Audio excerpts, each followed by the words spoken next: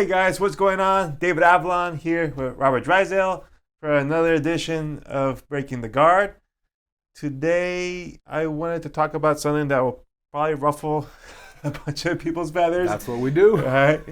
But I think the theme was to talk about entitlement, privilege, and go into a little bit of that. So the first thing that caught my attention, I saw some posts going on like a couple days ago. They were talking about how women in jiu-jitsu and extension MMA need to be paid equally to men. And my take on it is it has nothing to do with your gender or how much you weigh or whatever it is. It's all about how many people are going to pay to watch you. Right? So unfortunately, usually women are not being watched as much as men in combat sports. And the other weight class, light people. If you're a big male heavyweight, you're getting the most money of anybody. We have lots of talented fighters that are lightweights that get paid nothing compared to their heavyweight counterparts. And now it's just like, weightism? Yeah. No, it's just laws of supply and demand. Like if people don't want to pay to watch you, it's harder to pull, to justify so it. many different ways to tackle this conversation. I'm not sure what angle to start with, but hopefully we'll cover all of them. And you're right. I think there's an expectation there, and it's from a very, immediate, when at first glance you look at it and you go, yeah, that makes sense. They're both fighting the same amount of time. They both train just as hard. Men and women should get paid equally, and immediately that makes perfect sense. But you're right, when it comes to promotions, the guiding force behind promotions is not ideology, it's not, misogyny, it's not that, it's numbers. They're looking at profits, so when the UFC, I personally believe the UFC's rules are tweaked towards striking against grappling. Yeah, and, for sure. The commission has a tradition in boxing, and there's some of that. But I honestly believe the UFC as an entity prefers striking because it's something that appeals more to the public. It's more exciting, perhaps. It's something that everyone understands a punch. Not everyone understands an armbar, right? Yep. So the UFC leans towards striking. Now, I don't like that, right? But it is what it is. I understand it. I don't think the UFC is purposely being biased against grappling. I think the UFC is a reflex of the audience. You mentioned the weight class. Same thing. Mighty Mouse was outstanding. Yeah, he's pound for pound, he might have been the best. One of the best of all time, if you really ask me. For sure, skill-wise, he's the most well-rounded. Incredible. He didn't sell nowhere near as much as John Jones or DC. Now, why is that? It's a reflex of the audience, and the same goes for jiu-jitsu. We always use the example of Bruno Malfacini, 10, 11 world titles or something, and he's not as popular as guys like. I'm not going to mention people that sometimes never won anything, but just because they're heavier, they're in the spotlight a lot more, right? And that's unfortunate, but it's just the reality. And I think at the bottom of this conversation, Dave, and this we can talk about this a little bit, it is that age-old discussion of nature versus nurture. What is versus what I wish were. Science and biology versus ideology. Do we have an inclination towards preferring watching heavyweights fight or men fight, because we understand that heavyweights in general have an advantage over lightweights. So in the hierarchy in our heads, heavyweights are better than lightweights. In the hierarchy in our minds, men are better fighters than women. So the public is more likely to pay for the best versus the second best. And in terms of fighting, and this is not a sexist claim, it's just factual, men are better fighters on average. It's not unnatural that the public wants to pay for the best. Yeah, I agree with you. And historically that has been proven to be the case. I had actually looked up the top. Well, actually, every UFC pay-per-view that's ever been run and the numbers that were publicly shown. And I was surprised that actually the very first UFC only had 90,000 buys. Oh wow! I was like, man, that's nothing. And it was such a the very first one. The very first one. Still not bad money if you think about it. They're probably selling it, $40, $50? Yeah, and they were only giving away 60,000 for the. And that was flat. I don't know if they paid travel, but very minimal budget. Yeah. So they made money, of course, but compared to now, it's it's nothing. Jeez, there was playground stuff. Yeah. So snack money. like the top UFC of all time was recently was McGregor and Khabib, and it did 2.4 million, I think. Is that the biggest one of all time? That was the biggest one of all time. Oh wow. But most of them, that was the only one that broke 2 million. The rest of them are in the million range. Conor McGregor, no surprise, holds the record. He has like 4 fights in the top 10 of UFC pay-per-views, and like 1.6, 1.8. Like he holds, I think, the first 3 spots. The next big draw, Brock Lesnar. Yeah. Not a surprise. He has 2 of them, right? He has like 1.3, 1.2. The next big draw, Ronda Rousey. She had 1.1. She's number 3. She out of in my standard, which is who held the most spots in pay-per-views. So Conor had 4, Brock had 2, and Ronda had 2, and she was just underneath Brock in the sense that she had 1.1 and 1.13. So, and if you know people who are headlining, obviously they, from my understanding, they always get a cut of the pay-per-view action. Yeah. The percentages vary depending on who they are. But it's fair to say that Ronda got paid significantly well, and probably better than pretty much everybody else in the UFC besides those mega stars. So, there was for a while, Dana White was like, women will never fight in the UFC, this, blah, blah, blah. Remember, he made a big stink about it. And why did he say that? I think, 1, he likes playing the reverse psychology game, but then 2, probably he saw the numbers don't make sense, right? Like, I'm going to pay for a female division. I'm going to build it up, and not as many people are going to watch it. It was only until he probably saw, like, hey, you know what? The market is growing for this, and we're going to fill a niche of being the only people offering female MMA. And he got blessed to have like a star like Ronda who had some natural charisma, and just a lot of people wanted to watch her, So she was like one of those few people, like we talked about last time, that like became a celebrity outside of just MMA. Like everybody who follows celebrities knows who Ronda Rousey is. Like they know Conor McGregor. Not everybody knows who Derek Brunson is, even though he's a phenomenal fighter, right? So I don't think if they could bring Ronda back to her prime days, like when she was killing it, and she goes, "Hey, I want to fight again." Dana's not gonna be. No, we don't want women. No, he was like, well, "Come on in," Like Dana just wants to make. I mean, as a business owner, he just wants to make money. I remember there's one UFC, and I don't remember where I saw this, but there was a meme where I think Cyborg was in it, where the women got paid more than men, like the main card and the co-main event and all that. The women got paid more than men. It was an unusual UFC, but so these things do happen. But once again, it's a reflex not of, we're trying to boycott women, we don't want men and women making money. It's just a matter of ticket sales. Yeah. We did an event. We commented on this event about just over a year ago, Black Book CBD, and it was the first time that men and women got paid the exact same amount. And I'm happy that we did that, and I'm proud of that, and I agree with it. But you got to understand where Black Book CBD is coming from, or was coming from. Different perspective. We have an artificial injection of money into creating a promotion that is not aiming at ticket sales but product sales. Yeah. So it's very different. So under those controlled circumstances where you're not depending on ticket sales to make your money, you can actually afford to do that. In fact, you can pay women more if you want. Like in these, it's a little bit different, right? But if we're going to talk about an organization that is going to be a reflex of ticket sales, then I don't see how heavy men aren't going to always be the lead. I don't think is that ever going to change? Is it possible that it's going to change? I don't know. I think that the average UFC fan, we can all agree on this, is not very educated into appreciating technique. They're just more likely to look at things, the heavy guy beats the little guy. Therefore, if I'm going to spend my money, I want to watch the very, very best. And it's a difficult one because I'm an idealist in so many ways, and I would like things to be in a certain way, but at some point, we have to look at maybe just is the way, to what extent can we change things that might be, just so instinctual to us to just lean towards, and I just don't see in terms of sport women ever being as appealing as men because men are more athletic on average, so it's a tough one. Well, I think they can, like someone like Ronda, for example. She eclipsed most men that will ever compete in the UFC as far as success and popularity, right? So it's possible. But her success wasn't necessarily based on her skill set, more so her personality and the character that she became. Yeah. Right. I think it was both. Like she was very. I think she was light years ahead of the division too on the technical terms. Oh, on grappling side, for sure. And one thing I never remember, you mentioned Dana. Like I remember Dana.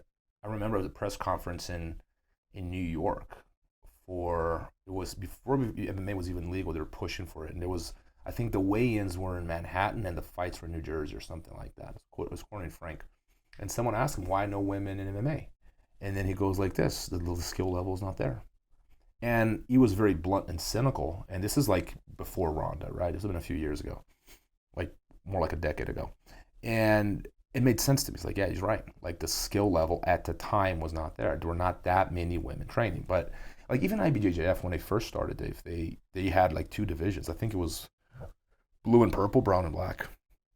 And now they're adding weight classes, and now they have like every division because there are a lot more women practicing. So, 15 years ago, people were accusing IBJJF being like pro men and against women. It's just a matter of like numbers. We have only 30 women for 4 divisions. Like I can't create more divisions if we only have 30 women signed up, right? More women sign up, we create more divisions. Of course, like any other private institution, they're aiming at profit, not at, they're not waging a war against women. Yeah. It's just a matter of numbers. No, to me, the whole argument is pretty much economics based, right? Like at the end of the day, a business like the UFC or IBJJF, they're in it to make money. Yeah. So I don't think they, like you said, I think we talked about it last time, they're not like sexist or racist or anything like that. We're like, oh, we're not going to let someone win because, or we're going to kick ourselves in the ass by not trying to make money because we have these. No, I don't think so. I don't think that's the way it's working. I think it's just based on the numbers, So like for people who want to transcend, unfortunately, if you're a woman or you're a lightweight, you're probably going to make less money than a male in a heavyweight division, right? But it's been done, right? Conor McGregor is the best paid probably athlete in the UFC or MMA at all time, and he's a lightweight. He's 100. Well, he fought like 155 and 145. He moved all over the place, but he was a smaller guy. But he did it through charisma, right? Through his character, through the marketing of himself, right? So that's always what's going to make you the most money, right? Like Brock Lesnar is like a double-edged sword in the sense that he's got the WWE backing, and he's this giant specimen. But he lacks the charisma. He doesn't have Conor's charisma. Yeah, I mean, he just has the WWE character, you know what I mean? But he's not like, I can't remember one word that he has said, you know what I mean? Like, I don't remember any phrases that he said that are iconic, you know? Like, Conor has a bunch of them, you know? Like, write a book about him. Yeah. But, like, I think that, the Conor is a good example of a lightweight doing well in terms of ticket sales. But I guess when we look at these things, we can always point out the Conors in the lightweight divisions and the Ronda Rousey in the women's, always possible. But we have to look at, to have a broad-ranging view of the issue, we have to look at the average. And on average, right, the ticket sales lean towards the heavier guys. And boxing has always been that way too, 100%, yep. And I just don't see a way around it. The inherent, like you said, there's like an inherent bias, and I think you're probably right in the sense that for the average guy, he sees a big dude and he sees a little guy, and he's like, the big dude's gonna beat up the little dude. So the big dude's probably gonna be the best fighter, right? Yeah. So I think that's always gonna be true. Like when you look at like powerlifting competitions, you're always seeing strong man. It's always the giant, monster of a guy that you're going to watch. You're not going to watch like the 140-pound guy, even though, like I just learned the other day, like actually the person who holds the best bench press is actually like a 40-year-old woman who's like 130 pounds and she can bench press 325.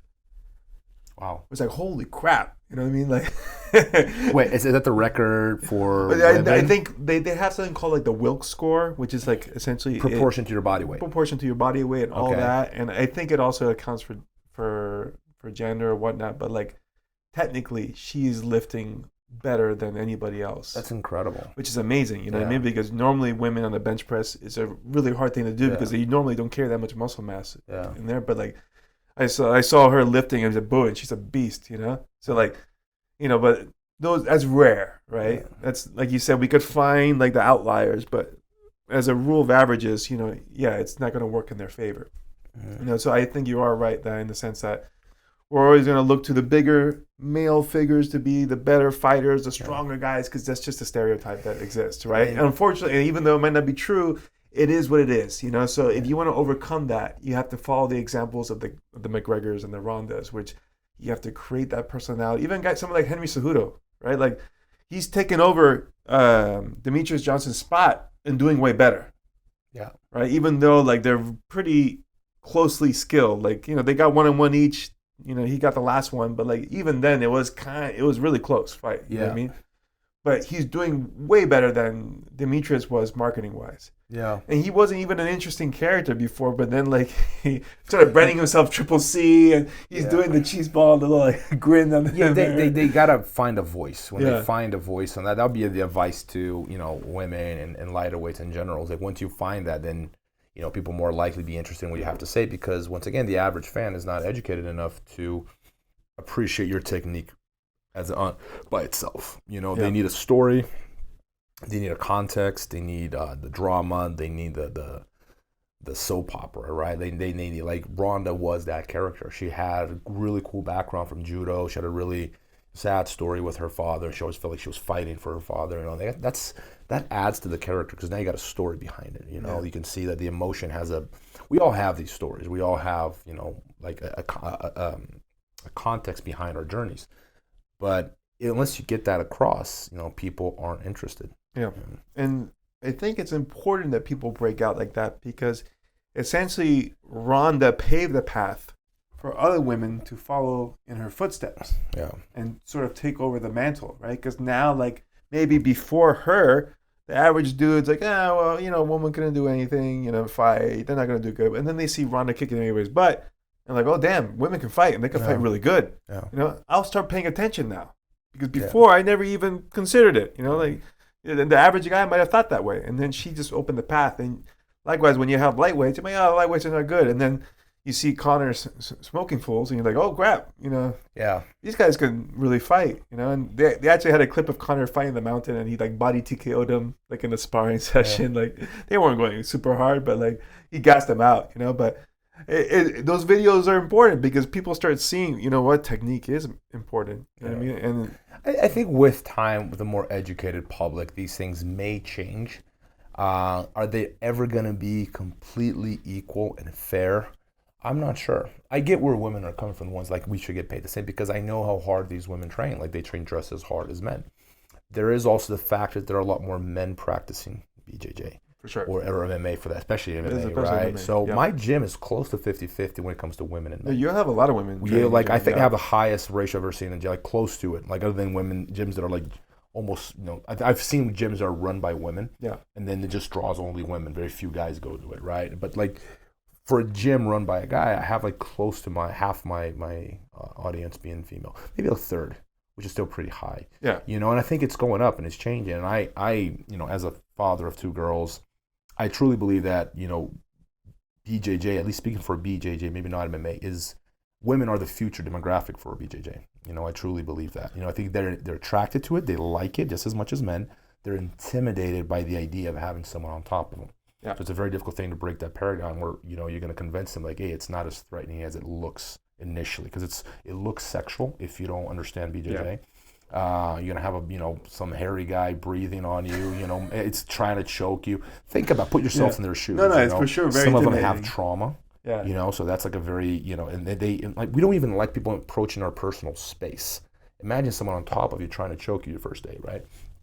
So advice to gym owners is like, ease them into it. They're not you. You like sweaty people on top of you trying to choke you out, right? You've been training for years, right? Your new student does, especially women, but I don't know, I just don't see a way around that. Like, I would like them to get paid just as much as men, but if I think of a promoter of any fight organization, I just don't see them making that call unless that's part of their marketing scheme, is to market as like, we pay exactly the same, and that turns into a marketing tool to draw a bigger female audience. I think that the issue perhaps is not so much what the promoters aren't paying, is more like, well, maybe let's make more noise to get more women watching to support, because the support is not really coming from, because I hear that support women's BJJ. I'm like, yeah, let's support it, but the support is going to come from women themselves who are actually going to be engaging with the sport more, not forcing promoters to make a unreasonable decision when running their shows. Yeah, I'm going to be in the whole $30,000 this show just to show my support to like the 12 women who showed up at my event. Yeah. that's not fair on the promoters either, right? So it isn't at all. It's a grassroots kind of like slow process. It's very organic where you have to convince women who don't train, this is cool. You got to support it. You got to show up at the gym. You got to buy tickets. And when you guys start doing that, every time a woman fights, and then the promoters see that, I can guarantee you they're going to start paying the women better. 100%. I've run tournaments, and if you had told me, hey, we do a women-only jiu-jitsu tournament, and you're going to get all these women coming to watch it, easy. I'll host it 100 times out of 100. Yeah. You know, so it's just an economics issue, right? Like you said, like a lot of women who are doing jiu-jitsu are like, oh yeah, we should support it, but are you? I don't know. Because you can look at, Invicta is a women-only MMA promotion, and they have a ring boy, which I thought was pretty funny. Yeah, that's funny. You couldn't pay me enough to do that, but yeah, but like, again, how much buzz does it get compared to other promotions? Not much, right? It's a reflex of the greater audience. It's not even the educated public. It's the I think 90% of people who buy the UFC never step foot in the gym. More like 95%. For sure, yeah. You know, and that's that's their audience. So when Dana White makes these decisions, I don't like them. Half the decisions he makes when it comes to like giving people title fights, like I hate them. I'm like, what are you doing, man? I'm a fan. You know, give me the guy number 1 versus the number 2. That's what I want to see. You know, bring in the guy number 14 for a title fight just because he sells tickets. But he is a promoter. He's looking at numbers. He's not looking, I'm going to support men over women. Like, it just makes no sense.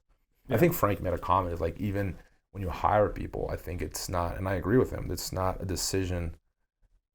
I would never hire someone because they're a woman or a man. Like, right. It's strictly a business decision. Exactly. You're getting hired based off your competence, you know, and it just is what it is. Like I don't think men and women are identical. I think we're biologically different. People don't have a hard time accepting that because it conflicts with an ideological discourse, but it is that's exactly what it is. It's just ideology. You know, a lot of this discussion and a lot of the current debate on, you know, genders and the role of women and men, if there are roles, everything's a social construct, right? And this is cemented on behaviorism, which basically says that we're all the same. Yeah. We're born exactly the same. So if a boy ends up playing with Legos and a girl with dolls, it's because the parents forced him in that direction, right? And a lot of people, you know, they've assimilated these beliefs, right? But it's not scientific. We know today that's just not the case. And anyone who's a parent knows this perfectly well too. I've had friends of mine who were like cultural anthropologists, and they're like, no, behavior, everything's a social construct, everything is culture, there's no biology, we're learned creatures, right? And then they have kids, change their mind just like that. You know, it's like, that guy's got a mind of his own. Like, you can give him the Lego, and the doll, and the boy wants to play with the Lego, and the girl wants to play with the doll, and it's our biological leaning. Now, are there exceptions? Yes, but the thing about this discussion is people always want to talk about the exceptions. If you're talking about a broad-ranging issue, Dave, you can't talk about exceptions. You have to look at the whole. Yeah. And the whole gives you an average, and the average tells you a story, right? It's a consistent story throughout history. But there are a lot of people that are in denial about that, and that's the things you seem to think it's a bad thing. Oh, that's exactly what you would expect from nature. And that's a good thing. Yeah. It exists in every species. Why should we be any different? Like, we're different. No, we're part of the world. We're part of the living world. Like, why is that bad? Yeah, it's not bad. No, like you said, it's just differences, right? And I definitely don't agree with the statement that everybody's born equal. No, everybody has their own pros and cons, you know. And the goal of life is to try to figure out where you fit, you know, where you're happiest and what assets that you can make strong. And sometimes what you think is a negative is actually going to give you an advantage because you have to work around it or whatnot, you know. But I think it's pretty obvious to see that whatever your parents and grandparents were doing, it kind of leaps into you also. You know, it's very common. You see like the children of famous athletes end up becoming great athletes. Now you can say, because they raised them that way. Yeah, there's one thing, but then there's also some genetic bonuses that come into it. Right, and there's also some like learned behaviors. You know, like I believe behaviors can be passed down from one generation to the next. You know, as part of like like what we call instincts. Right, like why are we scared of low pitched sounds? You know, because generally those were like in horror movies. Sometimes you don't even realize it. They have very low pitched bass noise during the moments that are supposed to invoke terror. And what they discovered is that when you play this, it creates anxiety in humans. And reasoning is that roars and growls of predatory animals have these low pitches in them.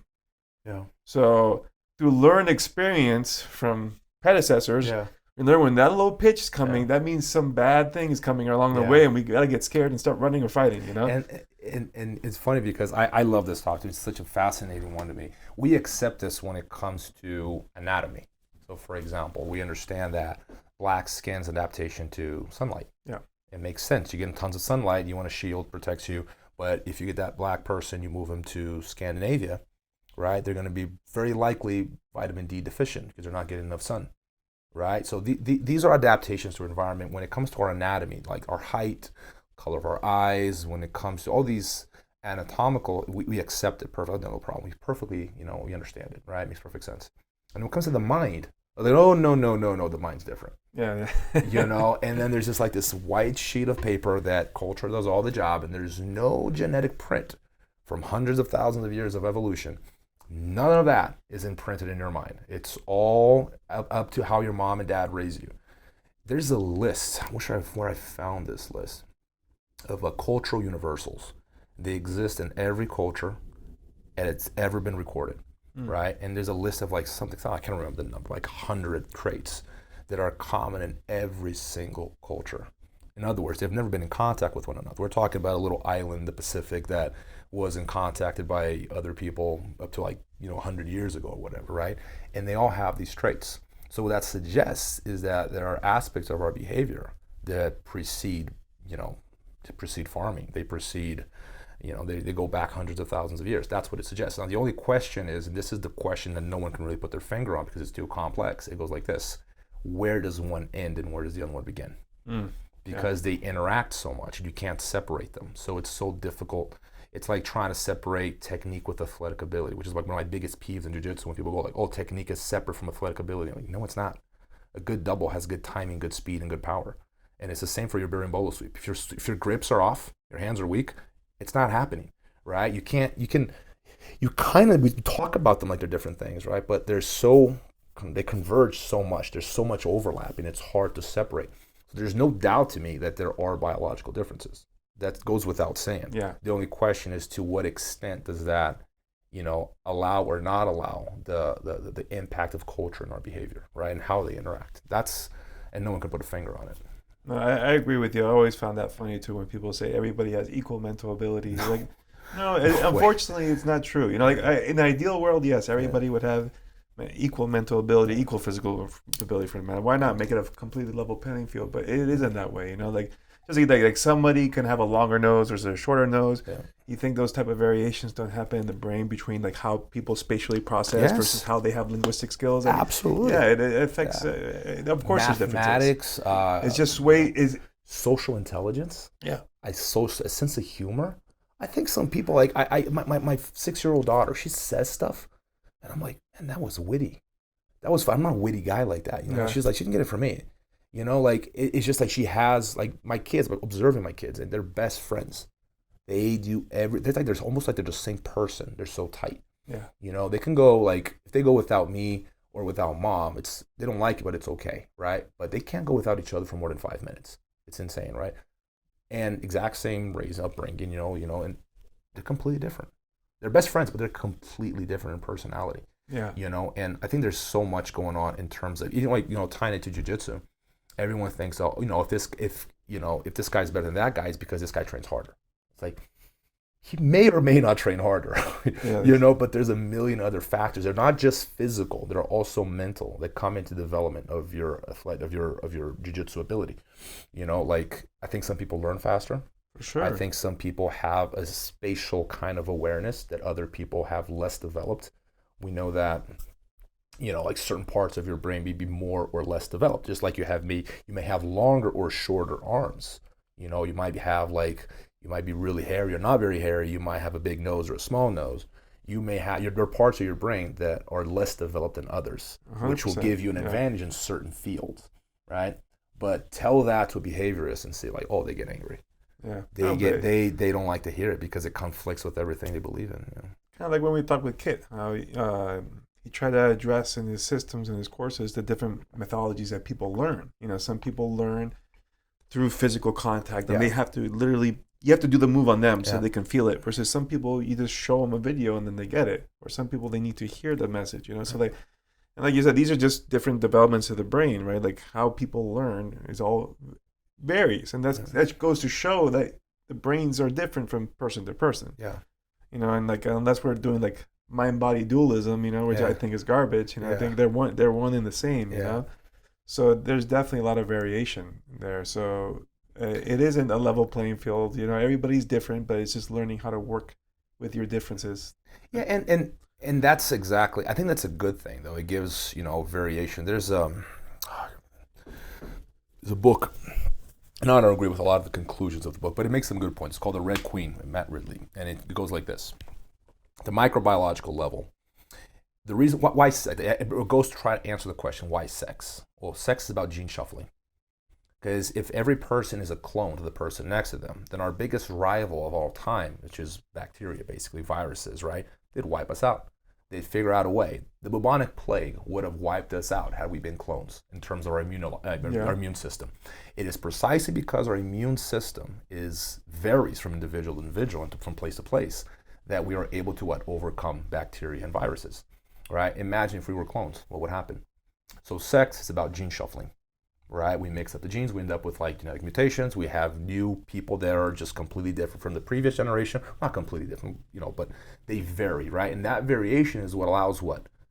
The flexibility in the species. That's exactly what you would expect. So these differences we have, they're there for a reason.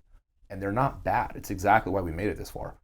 If you look at like every species that has had longevity in nature, there's variety in the species. You would expect that, right? It's an interesting way of putting it. I haven't thought of it in the sense of surviving disease, but what you said makes 100% sense. The biggest killer in history. Yeah, if you have a clone of everybody and they have the same immune system, you get that one that you don't have and you're done. Yeah, very interesting. Which reminds us of an article a while ago. It was some scientists saying that antibiotics are one of the greatest threats to human civilization. Yeah. And everyone's like, what? Antibiotics are good? No, they're not. Antibiotics, we have like one antibiotic that beats MRSA. If MRSA mutates and figures out a way to beat that, we're out of antibiotics. Like we have tried every little different way of, I don't know what the word is. I'm missing the word. Putting together antibiotic chemically, right? My girlfriend tells me this all the time. She said like the advancements of antibiotics is terrible. Like they haven't made any great leaps in a long time. No, then nothing happens. It's like there's combinations, or we're out of combinations basically, right? MRSA figures it out, we're doomed. Basically, it's like it's a threat to human civilization. We're like, oh no, it's not. That's why when I get sick, for me to take antibiotics, I have to be like pneumonia, like I'm gonna die. I'm serious. I don't unless I have in the past, but I always tough it out as much as I can because I know that as a result, my immune system is gonna come out much, much stronger. I'll tell you like one. This is to me it's fascinating, right? But the immune system is something really, really interesting. It's a big puzzle when it comes to understanding because it varies so much, and immune systems get trained, right? They get strong or weak depending on your environment, right? Yeah. So when I see parents that are like, totally clean about their kids, you can't put your toys in your mouth, don't play with that, that's dirt, right? And kids are constantly putting stuff in their mouth, right? It's a form of training their immune system. Yeah. So if you go to the favelas in Brazil, the slums, right? They get exposed to open sewer, they get exposed to dead animals, garbage. It's not a clean environment, right? So the infant mortality rate is super high because a lot of these kids don't make it. Like they can't beat that threshold of actually training their immune system to become strong enough to defeat the environment, right? But as a result, when they grow up, they turn out to have very strong immune systems. So the stereotype goes like the kids from the favelas and the slums don't get sick. And I thought that was just a stereotype. It's just dumb. It's just it's like a myth. We did a camp in 2006 at Brazil. We had like 100+ people from all over the team, from all over the country came to train. It was the coolest camp we'd ever done. We had so many good guys there to train, right? Towards the end of the camp, everyone's getting sick. We were trained 2-3 times a day. Everyone's overtrained. And the favela guys were tired, but they weren't sick. And I don't know if I'm just reading too much into this, but I think there might be some truth to that. Like you get exposed to so much bacteria in your upbringing, by the time you're an adult, they're like, you're bulletproof, man. Like, you bring it, you know? So the point is, you have to find a balance with these things. If you're overly clean, that's not a good, as a child, like if you're not exposed to bacteria, that's not a good thing. No, for sure. It's pretty much why the Native Americans got wiped out by the Europeans. Exactly. Yeah. All the dirty Europeans were intermingling, and they got all sorts of diseases that were never encountered by people. You know what that is, by the way, why Europeans, Europeans and medieval Europeans were not in the habit of showering. Didn't they do? Like, some of them go like days, months, years without taking a bath. It was not a thing. Like, Native Americans, well, they vary dramatically from place to place and culture to culture, of course, but they were clean for the most part. So the fact that they were so clean actually worked against them, whereas Europeans were so filthy at the time that they created super germs. Yeah. You know, and plus, on top of that, they're living in close proximity with livestock. Yeah. So, you know, pigs, cattle, sheep, probably a lot of like bestiality going on, I imagine, you know, like, you know. There's a reason why people say about farms. And stuff. Man, like it's funny, like in certain places in Brazil and Latin America, like the countryside, you hear stories. Like this shit happens, you know. And that creates, like, of course, super germs and bacteria, because now you have, you know, species and there's feces everywhere and rats everywhere. You can imagine what kind of genes we created in Europe. Yeah. Or like genes, I'm telling you, immune system. We could, like, they were very strong immune system. So yeah, pretty disgusting. Yeah, but it's just like anything. And like, I mean, this is from a physical and immune aspect, but in general, whenever you put yourself in a bubble, you make yourself weak, right? Because like you're saying, you're not getting exposed to new stimuli. You don't learn, you don't adapt, you become stale.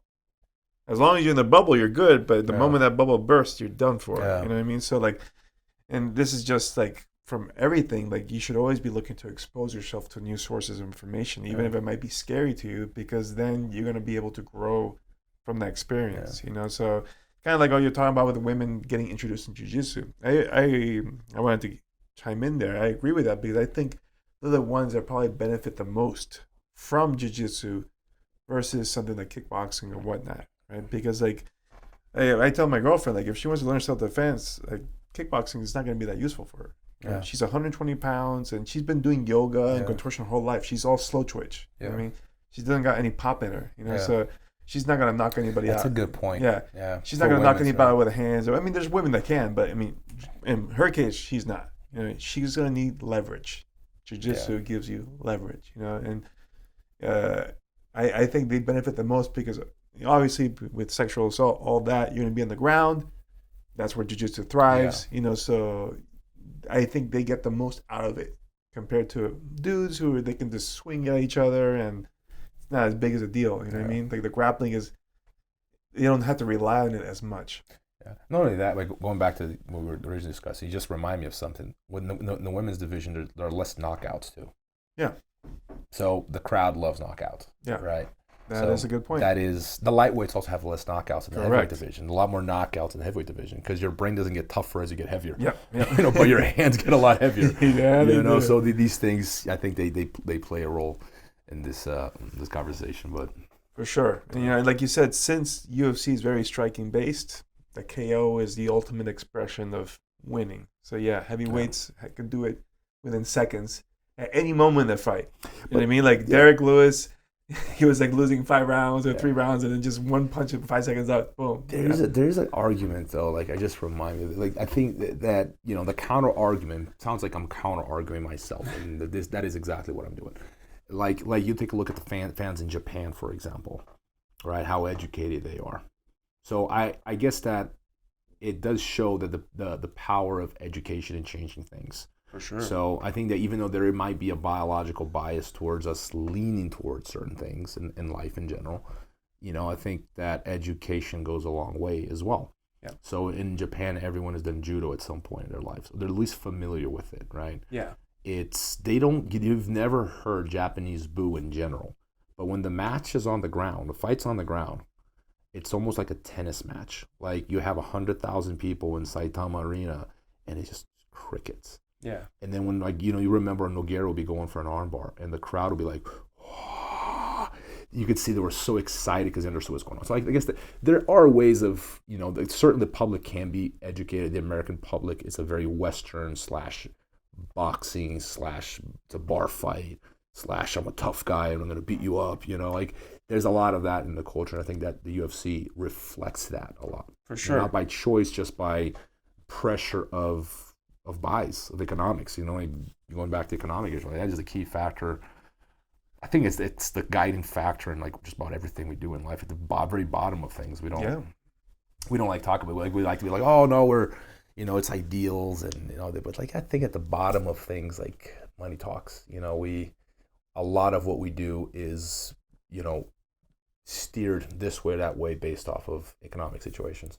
For sure, and this kind of brings me into another topic, kind of similar, but as human beings, as animals, we're very short-sighted, right? And we always just focus on what's going to be good during our lifetime. Very rarely do we look a little bit. Maybe for our children, that's about as far as we look. So when you look at businesses and they're making their decisions, they're all based on the lifespan of that CEO. Like, how am I going to do well within my span? Do I have to throw garbage in the river? Yeah. Okay, it's not going to affect me. Yeah. No problem. And that's all I'm looking at. And then the rest of history is all ruined, right? Yeah. But like, that's all I need to look at, and I think... Which is suicidal when you think about it. For the species, not for yourself, but for longevity. It's and people like to blame, like, oh, humans are the worst. Like, animals do it too. They don't even think that far ahead. Yeah, like you put rodents into, I think there's a island off Boston or Massachusetts. I was watching a special about gene editing and all that on Netflix, and these rats are just destroying everything because there was no natural predators and they're eating up everything else, right? So over time they're going to destroy the environment and they probably won't be able to survive there and have to move off. Sound familiar? Yeah. It's what we do also, right? Yeah. What happens is we keep other animals in check. Unfortunately, there are any animals that are keeping us in check. You know what I mean? So we're allowed to grow beyond our natural means without an outside influence. Whereas animal populations, we're doing things like, we put poison and pesticides and all this other stuff that creates more problems, but we're able to put those things in check. But bringing that back, I think a lot of problems, like for jiu-jitsu, one of the things I want to talk about was like privilege. Like there's sometimes where people feel like they need to, like you have this student who feels like he needs to be promoted, right? Yeah. Because he's shown up X amount of times or he's been there for so long. And I find this happens a lot with fighters too, where, as they start getting better, particularly when we do the sponsorship cases where we bring someone under a wing, they start getting greedy and they start getting short-sighted and not thinking long-term. So I guess the point I'm trying to make here is just to stress that people need to think just a little bit longer than just the immediate. I feel like for the most part, a lot of people make mistakes in their lives because they're just looking at this. Yeah. Like, okay, I need this now, and I'm just going to get that. I'm not going to look beyond that. Because once they look beyond them, like, oh, crap. I've put myself in a path where I've screwed up a lot, I agree with you. I think there's, that's one of the topic of biology. And now longevity. I saw, this is like an old stuff, I can't remember where I saw it, but this is a biologist, he made an argument. The average life expectancy of a species on the planet is 100,000 years. That's the average, right? Some long, like bees have been around forever. Yeah. Other species don't make it that far, right? The average is 100,000, right? Guess how long Homo sapiens has been around, more or less, depending on what you call a Homo sapien, right? But most people would agree it's around 100,000 years. So we've created the means to our destruction. We have all these things, like we're more vulnerable than we like to think. I think that we've conquered the animal world in a lot of ways, but I think there were a major catastrophe or nuclear Armageddon, right? A lot of animals would survive. We wouldn't. Yeah. I don't think we'd make it, man. Yeah, those cockroaches would definitely go cockroaches were. I think I don't know how rats would deal with radiation, but like they just seem to survive no matter what, man. It's amazing when you think of how adaptable rats are, because rats have gone into every part of the world where pretty much humans have gone, managing to sneak on boats. It's almost symbiotic because they're just on our, they basically, like the sewer rats, the ones that are, whatever their world, the population is. It's much bigger than the human population. they are exactly where we are. It's almost like they need us, we're to ferret them along. Yeah. Because if we weren't driving, and apparently like the rats will swim across islands and stuff like that. Yeah. Like they're very adaptable. They're probably like one of the most adaptable ones. Yeah. I was watching about New York rats, and they're very smart in the sense that if they watch another rat eat poison and die, they're like, okay, I'm not eating that. And their rib cages actually expand and contract, and that's how they can go through pipes. That's insane. So like they can go up your toilet because they're able to. Their rib cage can flex in and out. So they have all these crazy adaptations that just make them really resilient and able to survive in many environments. It makes us think that we're like, what do we do? We're just smarter than them. That's our only. When I really you want to get down to it, the only advantage we have all around, it's just like we're just smarter. Yeah. That's our thing. Frank was talking about this, and he's right. Like that's our thing. We're smarter. We're not stronger. We're not faster. Not more adaptable. Like we're more susceptible to disease. We don't. You don't survive in every environment. Well, actually, we have one besides our brain, or one of our best evolutionary assets is our heat dissipation. We can dissipate heat better than any other animal. For sweating. Yeah. Most animals don't sweat, I think no animal sweats. I think we're the only animal that sweats. Think pigs, maybe? Yeah. I'm not sure. But yeah, most animals, they release heat through panting. Yeah.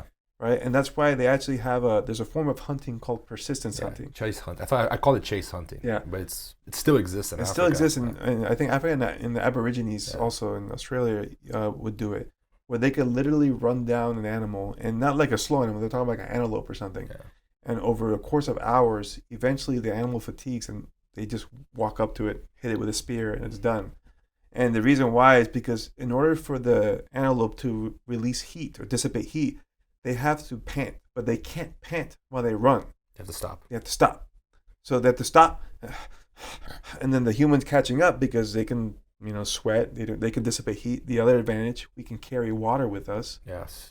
They have to find a water source at some point. Yeah. And we can chase them down, make them run past that water. They're eventually going to collapse out of dehydration or just overheated and die. So that ability to dissipate heat has allowed us to survive in many environments because we're able to do that. Whereas most animals can't do that. Yeah, it's funny because we think of ourselves as slow. You just made a very good point. Like in fact, if it's a marathon, we're the fastest animal in the world. Yep. Because no other animal can, how a camel would do. Like a camel can go in the desert for a long time. It might be one of those exceptions. They can hold on to so much water. Yeah, they can hold on. But for the most part, you're right. We can outrun a cheetah. We can outrun a lion. They do it in England. They have races with horses, and and the guy walking on foot beats the horse. Walking. Again, it's because over time. Probably a whole day type thing. Yeah. So it's an amazing ability that we have. Yeah, besides, it's so crazy, right? And then we take it. We get annoyed by it, like God, I'm sweaty. But like this is we have that. Yeah, it's one of those things that allows us to be like an endurance animal. So it is an interesting aspect. But of course, obviously the brain is probably our best leverage, especially now with everything that we're able to create. I look at jiu-jitsu and I go like, jiu-jitsu is just like our way of like, how can I be more like those animals over there? How can I be more like a gorilla or like a tiger? Because we're so weak in comparison. Yeah. We're so unathletic in comparison. And that you just mentioned something super important, like the sweating thing. I actually forgotten about that. It's huge, man. But I think a lot of times that, we are still very much in touch with this animal side, and fighting is part of that. I think fighting is about the most primal thing you can do. We're biased to say this. I'm sure you're going to agree with me. I can't think of anything more complex than fighting. Like, because it's a highly intellectual endeavor, right? It is. People think, it's just like brute strength. Like that. If you say that, you've never trained before. It's highly intellectual. It's highly emotional. It's incredibly physically demanding. Like, what is harder than wrestling physically? I don't know. Like multivariable calculus is pretty complicated. Yeah, it's just that though. But I think it's the combination. That fighting is definitely complex in the sense that you have a series of physical movements you have to do, that you have to anticipate what your opponent's going to do, and then you have to manage your energy resources, and so there are a lot of things going on in fighting, and the stakes are very high as well. Whereas when you're doing something intellectually complex, but just that, like we talk about physics or something, the consequences usually are not really steep, unless you're on space or bullet one. Yeah. And then it gets very not intense. knowing how to do math is going to get you killed. Then it becomes very stressful and very complicated. But for the most part, I think fighting is definitely it's difficult because it's complete. That's my point. It's not like the most like intellectually. I mean, quantum physics is more complex. I agree. Okay, but it is pretty complicated intellectually. It's very, very. There's a lot of strategy going on. And I think it makes chess look simple. Chess players get mad at me when I say this, but it is because chess is two-dimensional in the story. Fighting is three-dimensional, involves the human body with infinite possibilities, right, as far as movement goes. There's a lot more variation, in human movement than there is in the chessboard, right?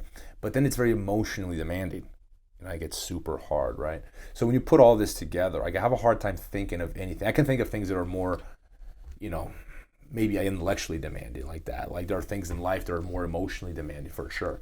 But when it comes to like the whole package, I think fighting is the most complete thing person can do. Yeah, for sure. And like you said, because you do have lots of strategies to employ in fighting. You can win fights in many different ways depending on your skill sets and your opponent's skill sets, and you will vary them accordingly. So like Joe Rogan always loves to say, it's like dynamic chess, because it is in a way. But in chess, the rook always moves forward and to the side, right? But in MMA, it's not always the case, right? Because depending on like how tired you are, maybe you can only move 2 instead of you would normally move 10, and maybe the opponent you're facing has more than one queen because of their skills. So like, there's a lot of things that are constantly changing. There's no like fixed variables. You know what I mean? Like chess, everything's fixed. There's rules that are in play, and they always are in play. Yeah. But when you're in fighting, things are always in flux. Like the beginning of the fight, nobody's sweaty. Submissions and takedowns are easier. Yeah. As people start getting sweaty, now submissions have gotten much more difficult. Very difficult. You know what I mean? Like trying to get a single leg on somebody with no shoes on is freaking impossible because the feet just slide off.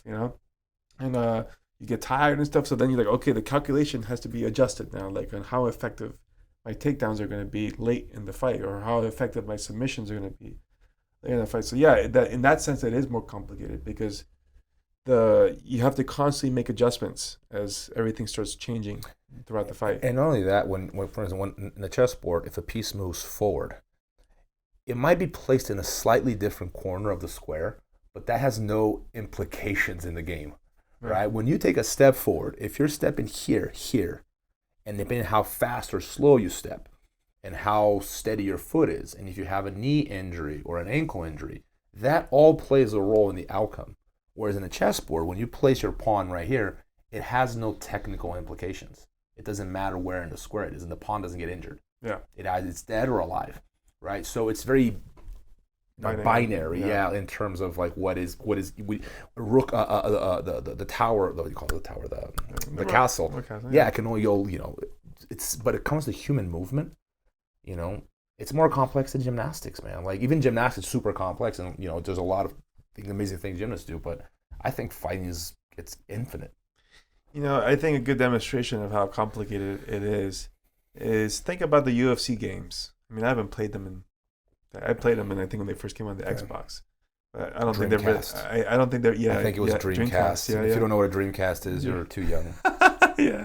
So going from there, they haven't really changed too much. Maybe they added 2 buttons or 4 buttons, whatever, but still, like, try to make a game that you can control with your hands that will perfectly replicate what you could do in the fight. Possible. They don't come even close. Like you have grapple button or grapple high, grapple low. And they do a good job. I'll give them that. You're approximating as best as you possibly can while not making it overly complicated because like you only have 10 fingers. Where you start getting your feet in there. Like you will need hundreds of buttons to be able to do everything. Virtual reality is probably going to be the closest they're going to get to. And then they're going to need to put the little sensors everywhere. So, like, if you're trying to say, like, how can you, like, mimic the complexity of fighting just with a joystick or even a keyboard? Like, you can't. It's just, there's too much nuance. Like you said, like, the foot placement being here versus here is all the difference. And where's the anxiety? Where's the fear? Where's the bad knee? Where's the herniated disc? Exactly. The conditioning. You notice your video game character. I used to play, that game first came out. Like I haven't played video games in years, but when that Grand Theft Auto thing came out, Vice City, I was playing that game like 8 hours a day. I couldn't stop playing. And I kept thinking, man, this guy's got amazing cardio. He just runs across town, never stops running. We don't factor these things in. But once you throw all of that in, it's you can't mimic it. You can't replicate it. Even with like in virtual reality, it's still gonna be. Let's say you have a suit, no actual sensors. Yeah. You have a suit which are probably not very far away from having that, right? And you have your goggles, and you're actually in a fight against Khabib. Yeah. And in the video game, Khabib's not going to be the real Khabib. Obviously, they're gonna have level easy, medium, and hard. You're in there. Where's the anxiety? Yeah. Where's the fear? Where's the preparation? Where's the coaching? All the shit's going on in your life that's like, on your mind the day of the fight, like you can't. It's so stressful. Yeah. It's so mentally challenging. There's no way you can replicate. I know I'm biased, but I cannot think of, I'm scared of like skydiving. Yeah. Bungee jumping. Okay, bungee jumping is pretty scary. All right, I'll give you that. But that's it. There's no technique to it. You just fucking jump. I'm the same way. Like I've never bungee jumped before, but I've skydived. Yeah. I had no problem doing it. Like it was easy. For some reason, bungee jumping is more scary. Because you can see the floor. That's I've never done either, but like I want to do both. But I think it has to do you can see the floor in front of you. It feels like you're gonna I feel it's like more sketch. I don't know. I feel like I don't trust it as much as a parachute. As a parachute for some reason. I saw that there's an old like VHS series called Faces of Death or something. Oh yeah. It's like a really old, and there's like all these horrible ways of dying, and these people are bungee jumping and falling. The cord snaps. The cord is or it's too long. They measured it wrong, and the guy falls on his head, straight into his death. Be the first one. Yeah, but no, but like it's terrifying, Dave. But it's not. It doesn't. That's it. It ends there. Like quantum physics is complex. Yeah, but it ends there. There's all these other things. The consequences of fighting and losing could be very devastating. Yeah, there's so many variables. That's why I cannot think of anything more complex. Yeah, I think it's the consequences that make it so much more difficult. I did play a game once. I think it was called Aliens versus Predator, a long time ago. But they had a mode in that game which was called like hard mode, where you weren't allowed to save the game at all. And you had to play it in one go. And the level... I hated those games. The level was like... It was a first-person shooter, but it was like a 30-minute long level. So you imagine you're playing like 25 minutes and then you get killed like... the last 5 minutes. All over again. And you have to start all the way over again. You're like, motherfucker. This is so frustrating, yeah. And then it's an Aliens versus Predator universe, so it's scary. You have like aliens jumping out, and it's all pitch black, and they did a really good job making the game. And I remember I would play it, and then I got killed in the last minute. I'm like, what? But like that was like the best like approximation of like the anxiety, because you're like, oh, I know there's something coming out here. And you get tense and all that, but like even then. Not that scary because I'm not going to actually die. You know what I mean? It's just like wasted time, right? But like, imagine if you're playing a video game, the consequence was death. Like, I would never play the game. No way, man. I would never play it, but like fighting, the consequence is potentially death, but usually just a lot of injury. I've always been drawn to combat. Like it's my nature. Talking about nature, I guess. So all the video games I played, I didn't like the car ones, like whatever. I was like combat was always my favorite thing, right? Yeah. I remember I was playing that Street Fighter 2, since we're talking about video games. Yeah. Man, I would get so angry over every time I remember, like I think I've probably broken like 3-4 remote controls at least. I never broke the actual console because that was like way too expensive, and I knew I wasn't getting a new one. But remote control, I can afford a new one, right? So, but I was that kid. I just hated losing, man. But I remember just being obsessed with that game. Like it was just something that was, even like when I was the games I played as a kid, everything had to do with G.I. Joes and He-Man. I think it's just a lot of the cartoons, at least when we're growing up in the 80s, they're all like violence based. I think if you look at most cartoons or you think there's always some element of violence in it, because like you said, it's a very human part of nature. And it's also a very interesting part. You put up suddenly right now me and Rob are talking, and then we see two little people here start fighting. Nobody's gonna listen to what me and you are saying. They'll be, whoa, what's up? Those people fighting. We would stop talking. Yeah, no matter how good the conversation. We'll start commentating. Like, hey, what's going on? Exactly. Like a fight always draws people's attention. It's just something. I think that there are some dark features of human nature. There's no doubt. The reason I like history so much. People think that psychology is a window into human mind. I don't believe that. I don't think psychology is a window. I think the greatest window we have is history. Because in history, it tells you what we're capable of. Mm-hmm. History tells the true story of us, right?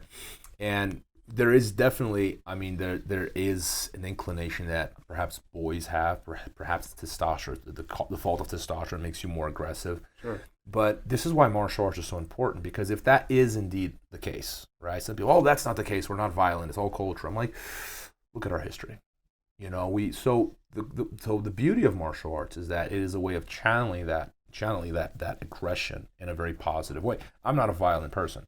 Right. Anyone who knows me, if anything, I'm almost like, people talk shit to me. I'm like, I should probably do something. I know I should be angry now, but I'm not. Like, people offend me. Yeah. I remember being like, people get in arguments with people, they offend me, and I'm like, I probably should be upset, but I just don't get upset. I just don't have that, because I guess my aggression is left on the mats. Yeah. And it's always in a very positive way, because I can go to war with you and it's never personal. Right. And even if you pop my arm, I know you didn't do it on purpose. It wasn't malicious. Yeah, exactly. So it's like, it's never, but there is a lot of aggression on the mats, because we can go to war. Yeah. Like, sure. in the sense where I'm actually trying to take you down as hard as I can, to the point where I am exhausted. And if I stop trying to take you down or sweep you, it's because I have nothing left, But no one actually got hurt. There's no hate.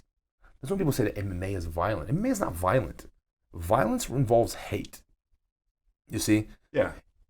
MMA is an extreme sport. It is an intense sport. Yeah. Like sure. motocross is an extreme sport. It's intense. Far more injuries in football and motocross than in MMA.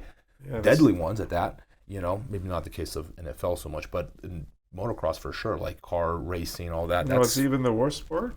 Yeah. Cheerleading. A lot of injuries?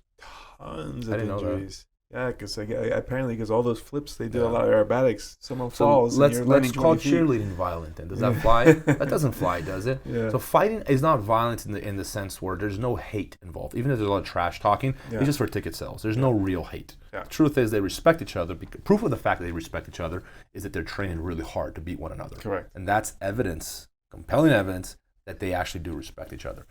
But I don't think MMA or BJJ or martial arts in general are violent in that sense. I think that they're very intense sports. Violence to me involves anger, like deep-seated anger, hate, Yeah, or at least some social issues. I get what you mean. Yeah, it's just a different interpretation. But I agree. I think most people, when they say, they used to say fighting MMA is human cockfighting or whatever. It's trying to draw that association where it's just violence for violence sake, right? It's just, we want to see blood and guts. Like, no, that's not what fighting is about. Those comments, they exclusively come from people that have no understanding what's going on. You know what the funny thing is about fighting? Is that it is one of the few... there's some things that I think we should all have an opinion on. Like, politics, to me, is something that if you're mentally sane, right? If you're not a child, if you're a mentally healthy adult, you should have an opinion on politics. For sure. Because the world you live in depends on that, right? But when it comes to things like quantum physics, I don't open my mouth. You know why? Because I don't understand it.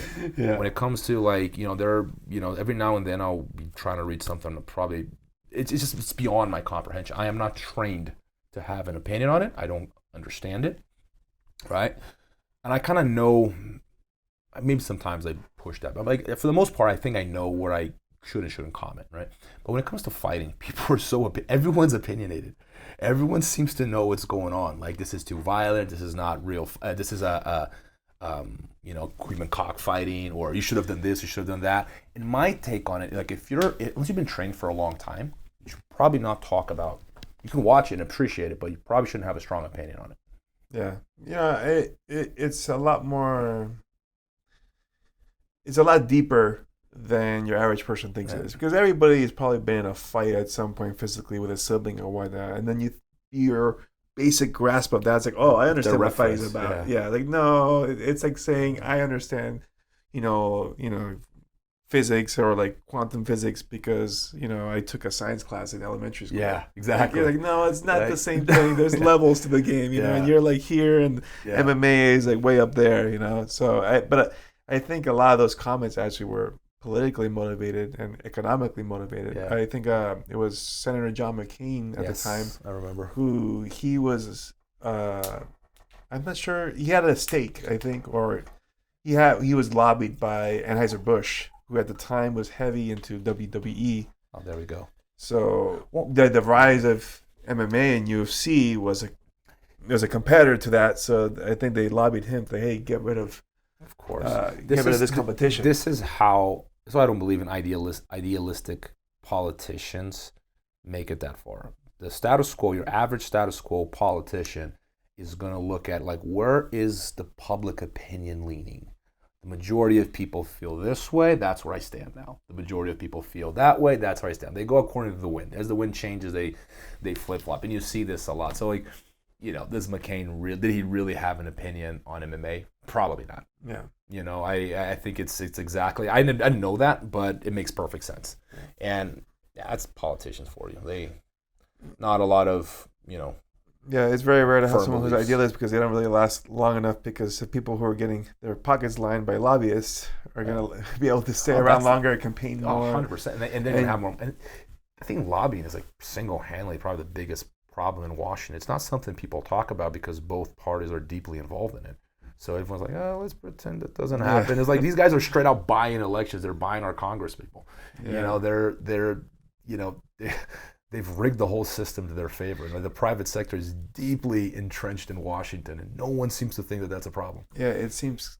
I mean, we're probably again talking out of our depth, but I agree with you in the sense that it seems insane to me. Like, why are people allowed to, you know, lobby and give like financial incentive and stuff like that to people who are making policy? Yeah, you know, it's one thing that you're supposed to be educated on it, and I get that, but it's another thing when I'm able to stuff money in your pocket to sway your decision. You know, because to me it's just pretty much a nice way of saying bribing. You know. So yeah, I think the whole lobbying thing is a bunch of BS. They said like I forgot, they should be like NASCAR drivers, and so it put all the patches on their suits and like all the sponsors, you know. Yeah. At least we know who's paying for them. Exactly. You know? I just learned this recently, and this blew my mind. It makes perfect sense. But I dealt with court not too long ago. You know about it. Yeah. And I didn't know this, but judges are elected. You know that, right? Yeah. Okay. All right. Everyone knows judges are elected in the United States. Guess who pays for their campaigns? Imagining mostly us, but I'm guessing there's probably some private investment also. Attorneys, law firms. Law firms. Of course, it makes sense. It's $100,000 for your campaign, buddy. Yeah. So, what does that say about? Yeah, that seems very conflicted. A little bit of it. I mean, I'm sure that it's not out in the. I don't know the details, like if it's out in the open or not, if it's legal or not. But you would expect that to happen. Yeah. In a corrupt system, you would expect that to happen, right? It's unfortunate. That's why I think, to me, like we're talking about, like having an educated opinion. There are certain things that I believe everyone should have an opinion on. Like this is one of them because it's not complicated. Fighting is complicated. Quantum physics, complicated. Lobbying, not complicated. Right? You could have an opinion on that all day. It's not very, like, anyone can understand. You know what? In fact, you could be illiterate and still get it. You know, it's like you don't even need an education to understand something like that. It's straight up, right out in the open for everyone to see. Yeah, and you're right that everybody who's participating in this country or whatever country you're in, you should know the rules of it. Yeah. Because you're playing by it whether you want to or not, right? Like, it's kind of like how we talked about how a football player would be silly not to know all the rules of football. You know what I mean? Like, well, this is the rules of life, you know, or at least a society you're participating in, and you don't know all the rules, or you don't want to educate yourself in them. It's kind of like you're being willfully ignorant, which is one of the worst things you could do in your life, is to choose to be ignorant on something that affects you so drastically. And I'm to blame. I think everyone's to blame on that. We could always, know more, but it's funny how like we end up spending so much time learning things that are completely meaningless to our own well-being. Be selfish to your own well-being. Don't even think about your country, right? Just think about yourself. Just be selfish for a second. Think about how much these kids know about video games, and adults sometimes. Celebrity news. And celebrity news, like what? What's that? Like Brad Pitt buys a new puppy. What's his name? He pooped twice today. Like, people care. It blows my mind. And ask them like, hey, could you name of a senator? Like, they're not interested. They don't want to do it. Like little things like that. But it's funny how that works. I think TV probably plays a role, but I put most of the blame on ourselves. No, for sure. People are always blaming media and blame the Illuminati. It's an easy way of solving the problem, right? Illuminati. It becomes like some conspiracy. It's like, no, it's us. We're the ones buying it. We're paying for it. So I had a friend of mine in Finland, Timo. Oh, he had made me realize how ignorant I was of probably the most important function that I have, being alive, just breathing. wow. Right? Like he was teaching me different ways of breathing, and he had me do a test. Like, okay, I want you to do as many push-ups as you can right now, and I did them, and I forgot how many it was. He said, okay, now we're gonna do a breathing meditation. Led me to do it. Because okay, now go, and he had me do it with a specific breath pattern. And I ended up doing like 20 more push-ups. Really? Yeah, and just after doing them, so like it's not the other way around, you know what I mean? So like I should have done less technically, right? You'd be tired, I was fatigued, and I did more. And I was like, whoa. I said, yeah, because you weren't properly energized, blah blah. Like man, it makes so much sense. Of course, breathing's important. We have to do it to live, and like, but nobody takes the time to get better at it. They're just like, oh, this is enough. You know what I mean? Like, I'm alive. Okay, that's all. Yeah, it's good. Mission accomplished. Mission accomplished. But like, there's technique involved. So it made me realize, like, man, like I need to put more time into learning how to breathe. Like it's such a basic thing, but just like sure, a jab is basic. But do you know all the different ways on how to jab? Do you know how to do a feinted or how to do a jab backwards or forward, left, right, slip while you jab? There's a lot of ways you could do a jab, right? And you can get very technical with it. I think a simple function like breathing is the same way based on the little that I've seen of it. You know what I mean? Like there's a lot of different ways you can breathe. And yoga, there's a lot of stuff on yoga and breathing. And what's his name? Timo, I can't get his. Bring him out here. He's going to be on the podcast next time he's in Vegas. Because I would like to learn more about this. Yeah. I've heard a lot about it. I have realized I've caught myself holding my breath in jiu-jitsu before because it's a reflex. You hold your breath because your core is stronger when you hold your breath, right? Yeah. But learning how to breathe while you're strong is difficult, right? So what a lot of times I tell my students is like the sound of a flat tire. Yeah. Because you can keep your core rigid, let's say you're arm barring someone or passing someone guard while breathing versus holding your breath. But it's super hard to keep that habit, create that habit of doing it without reminding yourself. It's so hard to do. I would love to learn more about it. I know you're completely ignorant on the topic. Oh yeah, if you want to get, jumbled up on breathing, just go to a yoga class. If you've never done yoga, like I went to like one of my students, Rico Coco, he's not a student anymore, but he was at the time. He had brought me to a yoga, and he's a super flexible guy. I guess he brought me to like an advanced class. And it's my first time doing yoga, And they're like, okay, downward dog, breathe in, exhale, boot back. We breathe in, and like, there's so many things going on. I'm like, I'm gonna die because I'm trying to keep up with the breathing pattern, and I'm totally off, So it's like, it's just like another sign, like, man, there's a lot of complexity involved, and even something that's simple that we've just taken for granted, I've learned a lot more about this just by weight training, because before I never really paid too much attention to the technique. It's just, lift the bar up. Yeah. And then like now that I've started studying videos, I'm like, actually when you're doing the bench press, you're supposed to put your shoulder blades back, arch your back and, keep your feet parallel, bar distance. And then I started seeing it's kind of like jiu-jitsu, there's technique to everything. When you're doing the arm bar, everybody can just do this, but when you pinch the knees and you dig your heels and, you can attack the grip. It's funny, like you hear these things and sometimes something, it on a very superficial level. We talked about this, but your mind has not absorbed that, right? So I recently started like killing it with arm bars from closed guard. Now I had not done arm bars from closed guard well since I was a blue belt when I was training with other white belts, and I can arm bar them because they just try to grab my neck, right? Basically, it's like arm bar from closed guard is almost like something like, oh, these don't work anymore. And I've recently gotten back into them. Some technique that I've developed, but like something that really made a difference when the guys were stacking me and there's that struggle when you're trying to extend the arm and they're leaning on you and sometimes you win, sometimes you lose. I just started putting all the focus, not so much on my hands. It's not that my arms weren't working, but on my glutes. I was like in making sure that my glutes were involved in the arm bar versus just trying to extend the arm. So like, pinch my feet down, squeeze my butt cheeks and really try to get my hips in there as I apply pressure on the arm. My arm bars I feel like I got like 50% stronger just by doing that. And I realized I wasn't doing that. Like I get the arm bar and I could not finish from the bottom because I'm so focused on this and I'm forgetting about the rest of the body. Now it's something super simple. And you explain this to me, I'm like, yeah, of course I know that. But you're not doing it. Yeah. It was only like when I started doing it repeatedly that I realized how important it was and how long I had neglected something, even though I knew it.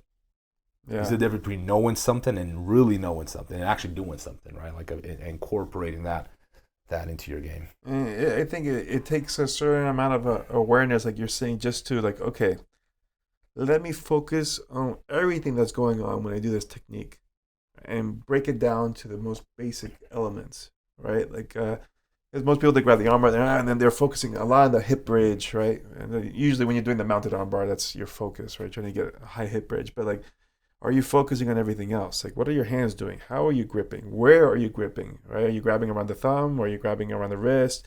Are your knees pinching in, your heels digging in? How are your hips? Are you saying using your glutes? Like, there's a lot of little details that you can dig out. And I think a lot of the best benefits that you get are your moves. The biggest increases come from those small points. Yeah.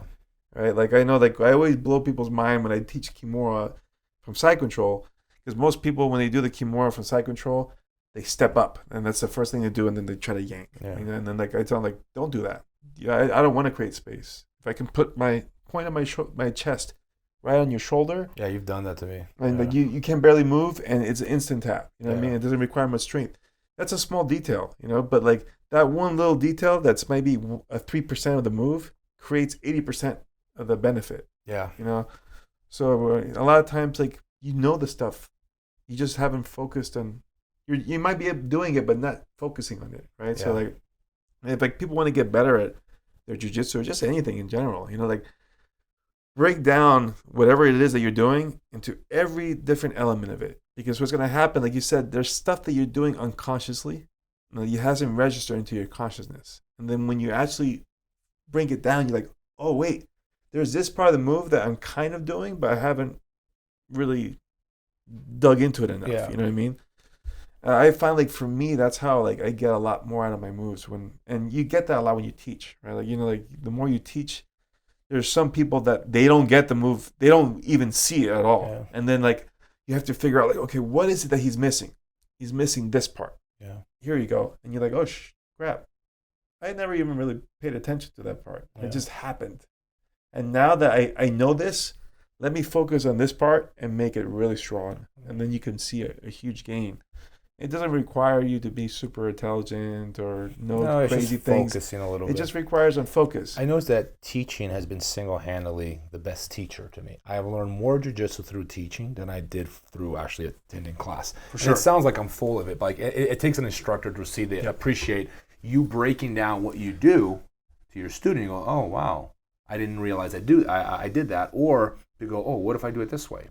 Because when you slow it down, you're able to see things on a very logical level, and not just because a lot of times when you're grappling, you're doing stuff you don't even realize. It's just instincts, and sometimes they're the right things, and sometimes they're the wrong things. But when you slow it down, you're able to, you know, make a distinction between right and wrong, like, or better or worse. I avoid using right and wrong in jiu-jitsu, better or worse, right?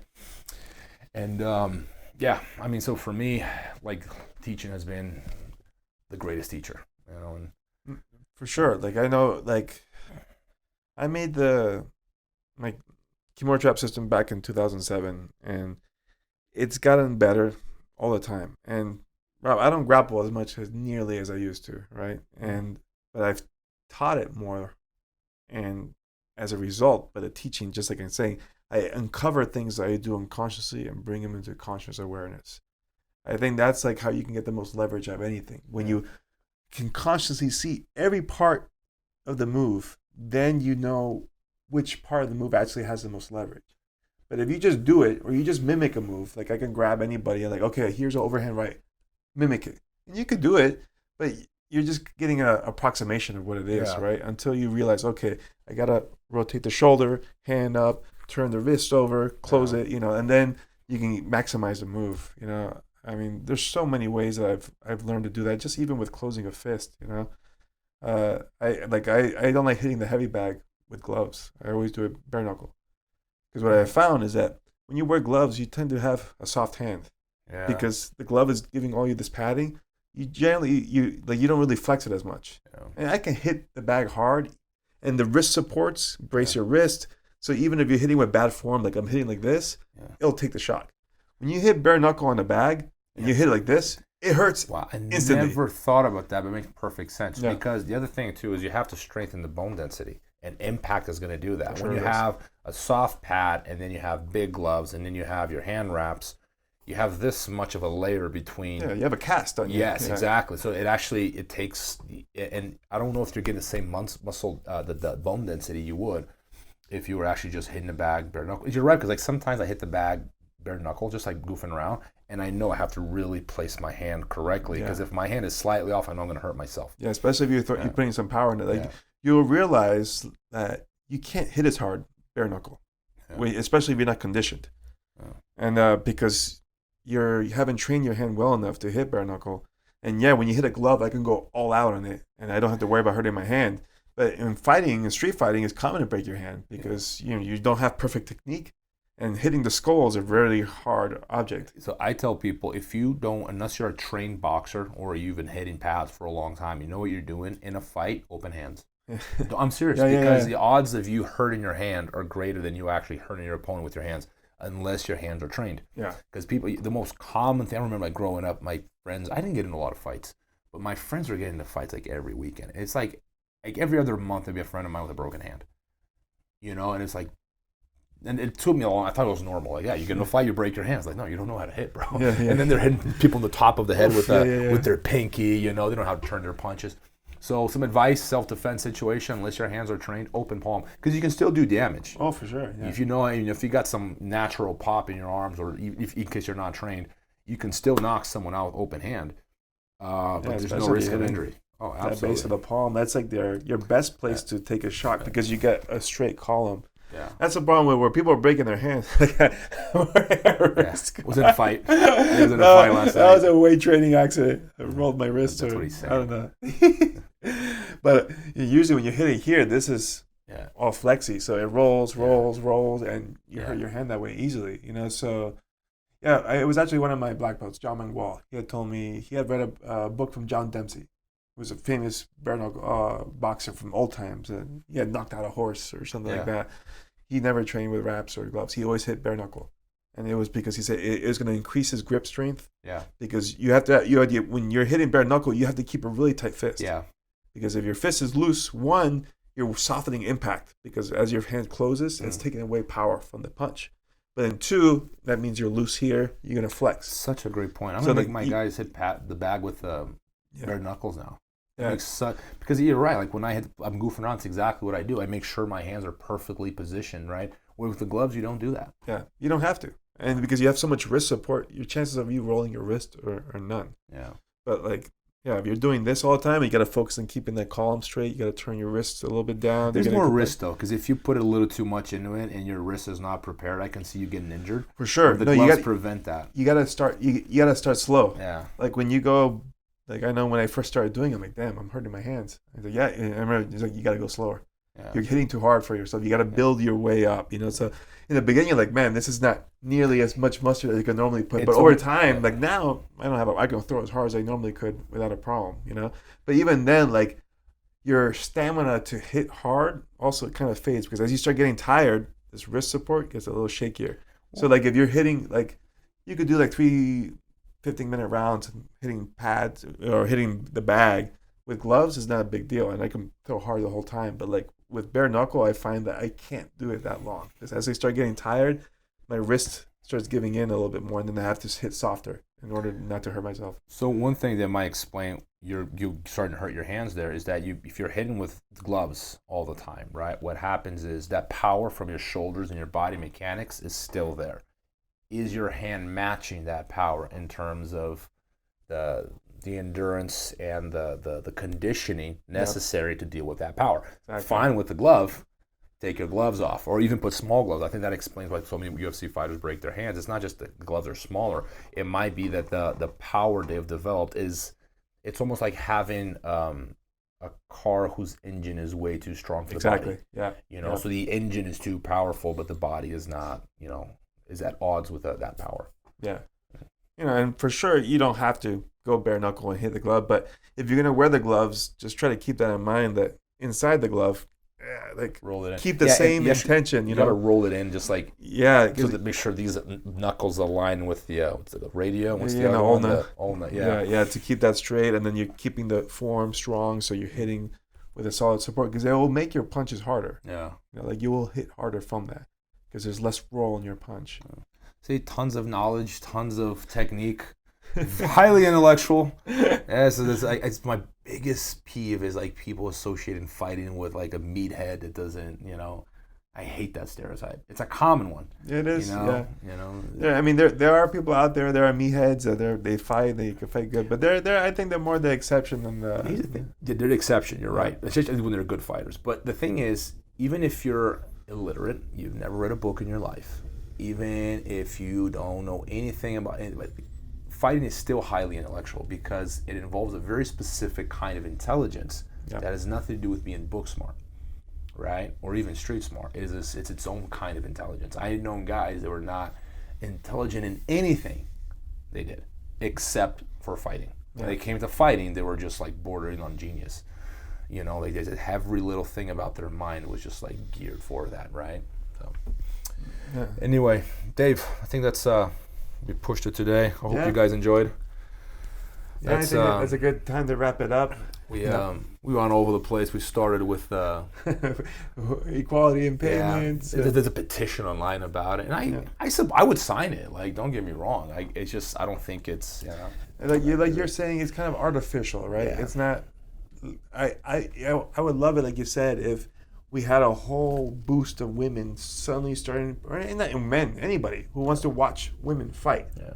Right? Yeah, let's get more viewers in there. Like I want more fighters to be successful, and and whether they're men, women, little, big, whatever. But it's got to be real. Like you said, like we only have so many angel investors out there that are willing to throw money and not get a return back. It's not a long-term feasible it's not sustainable. plan. It's not sustainable. Exactly, right? Like that's the kind of the problem we have with grappling, right? Like they're usually propped up. It's really hard to get the demand purely in the grappling sport. And again, probably because of education issues, right? Like we don't have enough people who know early in. But with female fighters or for lightweights, I think, like I said, my best advice to them: get a good marketing game going, get a good personality, build that character. Don't expect just because the virtue of your talent and your abilities that's going to pay the ticket. Because man, there's so many amazingly talented people that are undiscovered. And like with amazing stories. Yeah, and exactly, they're fantastic people, but they just don't get recognized, and it's because the failure to market yourself. Like you could have the most amazing product in the world that can cure cancer and all that, but if nobody knows it because you live in the Amazon and you have it, it's like some herbal thing, you're not going to be successful with it. You know what I mean? We could maybe have this talk on some other podcast where we like, is there a way of marketing yourself and being ethical? Because a lot of what's going on, we talked a little about this in other podcasts, but like a lot of it has crossed that line, in my opinion. And we're seeing it more and more because it works. Yeah. Right. So maybe talk about that. We could talk about it sometime. I think it's doable though. Sure, I think so. It's harder though. Yeah. I remember, like, just to wrap it up. Remember we played those role-playing games like RPGs, like Dungeons and Dragons. I used to super geek. As a teenager. I played Dungeons and Dragons on the table and everything. Yeah. So there's a Star Wars one, and you could choose between being a Jedi or a Sith Lord. Okay. Everyone wants to be the Jedi, of course, right? Yeah. But the Sith Lord can do stuff that the Jedi can't do. The Sith Lord has like some added powers and benefits. So as soon as people see that, they'll want to be the Sith. So like that's how I look at these things. Like you want to be the Jedi or the Sith. When it comes to like marketing, like because it's true. If you do things that are like on the Sith side of things, it's easier. You get, there are more faster rewards. Yeah, there's definitely faster rewards going that way. But it's funny because whenever I play role-playing games, I would always tell myself, I want to play the evil guy. But then when you actually get the decisions, I'm like, no, I can't do that. I don't know. It's a game. It's a game. I always also found in RPG games, I would hoard everything. Like, I would okay, I got to save all these potions and items because I'm going to need it. And then I finish the game and I have everything. I'm like, I'm never a hoarder. Oh, man. We can talk. We got to talk RPG one day. I used to play as a kid. So much fun. Awesome. All right, guys. I hope you guys enjoyed. Hope you guys liked it. We'll have another one out soon. And share it with your friends. Spread the word. We'd really appreciate that. And see you guys next time. Take care.